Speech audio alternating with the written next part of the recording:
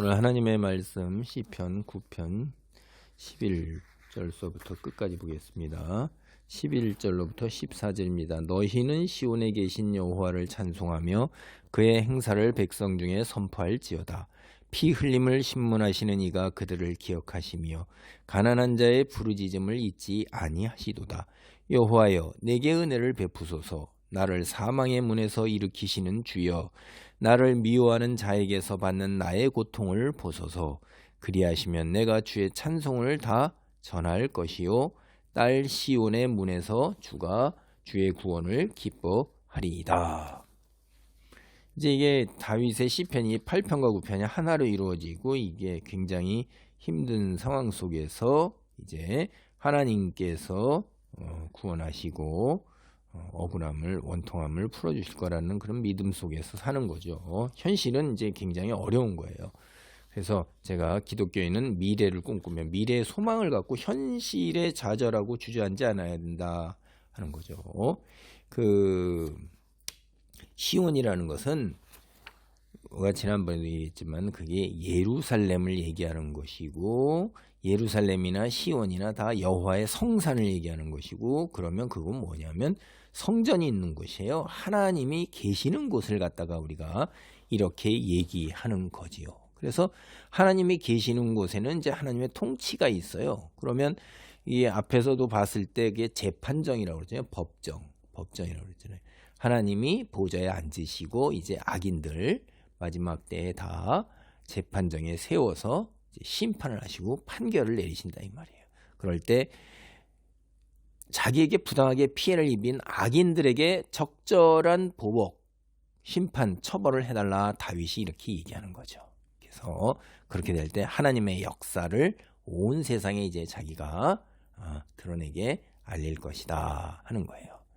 하나님이 자기 형편을 이렇게 헤아려서 주셔서 억울한 일을 당한 것을, 이렇게 억울한 피 이런 거를 하나님께서 심판으로, 판결로 악인들을 처벌해 주시면 하나님의 구원이 실현되는 그 시온, 예루살렘, 성전 그곳에서 아주 기뻐한다 이런 얘기를 하죠.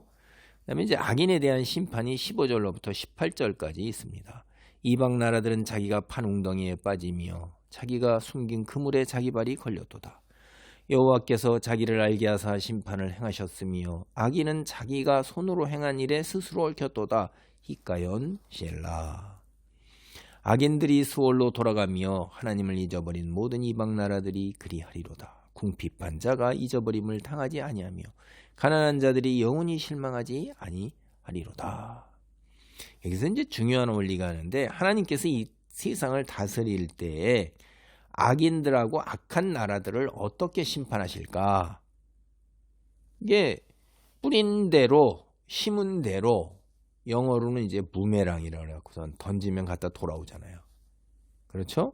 자기가 판 웅덩이, 자기가 숨긴 그물, 행한 그대로 하는 거예요. 그냥 행한 그대로.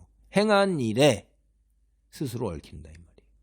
하나님께서 얼마나 이게 그래도 선하신 거죠. 그 이상을 덧붙이지 아니하시고 자기 스스로 심은 대로 거두게 하는 방법으로 이제 심판하시는데, 여기 이제 이게 그물에 새들이 걸리는 건 여러분이 그런 이미지 이렇게 상상해 볼 수가 있죠. 그물 쳐놨을 때 새들이 거기에 걸리는 거. 그리고 히가연 셀라 이런 게 이제 공동체에서 우리가 사용했구나, 이게 공중 회중 찬송이었구나, 이런 거 같은 걸 우리가 알 수가 있어요. 그리고 여기에 이제 악인들이 수월로 내려가며 이러지 않고 지옥이잖아요. 지옥으로 간다는 게 돌아간다고 그래요. 그럼 악인은 원래 지옥에 속해 있는 거예요. 그렇죠? 자기가 온 대로 돌아가는 거니까. 이 악인들은요, 하나님에게 등 돌리고 스스로 죽는 거, 그게 죽음이거든요. 하나님에게 등 돌리고. 근데 그거를 스스로가 택하고 그걸 선호한단 말이에요. 그래서 너희는, 이게 원래, 이게 문학적 표현으로 원래 너희는 지옥에 속해 있는 자들이다. 죽음에 있어야 할 자들이고 그 자리로 되돌아가는 거다. 이렇게 표현을 하는 것 같습니다. 그리고 이제 잊어버림을 당하고 기억을 못하면 그게 뭐예요? 굉장히 이제 그게 뭐냐면 사람의 존재, 인격, 뭐 이런 거, 인권, 뭐 이런 것 등등 해갖고 이런 것들이 하나도 다 잊혀버리는 게 제대로 대접을 못 받는 거잖아요. 그런데 궁핍한 자나 가난한 자들 하나님이 잊어버리지 않으신단 말이에요. 꼭 정의를 행하시고 그들에게 하나님께서 자비와 긍휼과 은혜를 베푸신다는 거예요. 기억하고 계신다는 거예요. 그 다음에 이제 하나님의 열방 심판을 위해서 기도를 드리는 게 9장 19절로 20절입니다. 여호와여 일어나사 인생으로 승리를 얻지 못하게 하시며 이방 나라들이 주 앞에서 심판을 받게 하소서. 여호와여 그들을 두렵게 하시며 이방 나라들이 자기는 인생일 뿐인 줄 알게 하소서. 셀라 이렇게 했는데 이 열방과 악인들은 이 세상에서 승승장구하니까 지금 권세를 가지고 얼마나 잘 나가는지 몰라요. 그러니까 자기가 신인 줄 알아요. 자기 중심으로 자기가 하나님의 위치에 서서 하고 싶은 걸 모두로 다 할 수가 있어요. 오늘날 세상에서 벌어지는 일도 그래요. 권력자들이나 재물을 가진 자들이 불의한 자들은 하고 싶은 대로 다 해요. 거치는 것이 없어요. 그게. 그러니까 그들이 스스로가 영원히 사는 거고 영원히 누리는 것처럼 그리고 영원히 자기 권세 쌓아놓고 재물 쌓아놓고 집안 대대손손 누리는 것처럼 하는데 인생이라 이 말이에요. 인생은 뭐예요? 돌아가서 죽는 거고 호흡이 끊어지면 흙으로 돌아가는 거예요. 나이 먹고 죽게 돼 있어요. 병들게 돼 있어요. 그리고 앞에 뭔 일이 닥칠지 몰라요. 그게 인생이에요. 자기가 마치 지금 온 날아가는 새도 떨어뜨리는 권력으로 역사를 보면 악인들은 다 정말 자기 하고 싶은 대로 다 하면서 살면서 하늘 높은 줄 모르고 살았는데 결국 조금 세월이 지나간 다음에 어떻게 해요? 하나님의 심판으로 너희는 결국 피조물이었고 인간이었다라는 것을 깨닫게 그렇게 하기 위해서 하나님께서 어떻게 해요? 열방과 악인들 하나님이여 그들에게 심판하옵소서라고 기도를 하는 거예요. 사실 우리가 주변 현실을 돌아보세요. 누가 잘 나갑니까? 하나님의 사람이 잘 나가요?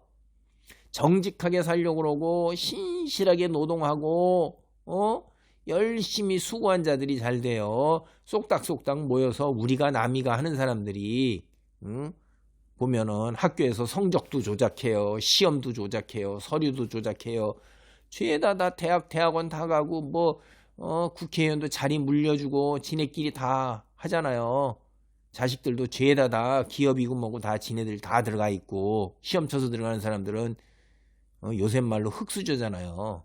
금수저가 온 분야에서 다 대대손손 내려가고 있어요. 지금 기가 막힌 이런 세상에서 이게 뭐냐, 하나님이 과연 계시기는 하냐, 이런 생각이 드는데 하나님 계십니다. 악인들이 세상을 장악하는 것처럼 보이지만 그들이 그렇게 하는 그 행위가 자기네들의 죄값의 증거가 돼서 울부짖어서 그 사람들의 발목과 손목을 갖다 쥐어 올가든다 이 말이에요. 세상을 보면서 낙심하지 마세요. 주의 자녀들은 세상 지나가는 거예요. 잠깐인 거예요. 하나님의 통치가 임할 날 우리가 기대하면서 미래를 바라보면서 그날이 하나님 믿는 모든 사람에게 소망이요 희망이요 축제요 영광이며 그날의 상급이 있는 거예요. 우리가 그걸 바라보면서 사는 겁니다. 현재를 보고 낙담하고 좌절할 일이 하나도 없어요. 결국 세상도 하나님이 다스리시고 마지막 날에 인생일 뿐인 줄을 알도록 하나님께서 심판하시기 때문에 우리는 우리가 행한 일대로 심판하시는 하나님 믿음에 따라서 믿음의 처소에서 우리가 해야 할 감당해야 할 것만 감당하면 되는 겁니다. 기도하겠습니다. 하나님 감사합니다. 세상이 미쳐 돌아가면서 정말로 불의가 성행하며 사랑이 식고 교회를 떠나는 이들이 많고 참된 진리, 분별된 하나님의 말씀을 바르게 전하고 바르게 서서 따라가는 이들이 그렇게 많지 않은 것을 봅니다. 주께서 이미 다 말씀하신 그대로 이루어집니다. 때가 가까웠음을 더욱 감사하며 주님, 하나님의 백성으로서 거룩한 삶의 자리를 지켜 주께 영광 돌리고 세상과 구별될 수 있도록 우리에게 힘을 주시고 우리를 붙드시고 도우소서. 어둠의 세력들 그들의 올무와 기계가 다 허사가 되도록 우리를 지키시고 보호하소서. 예수님의 이름으로 기도하옵나이다. 아멘.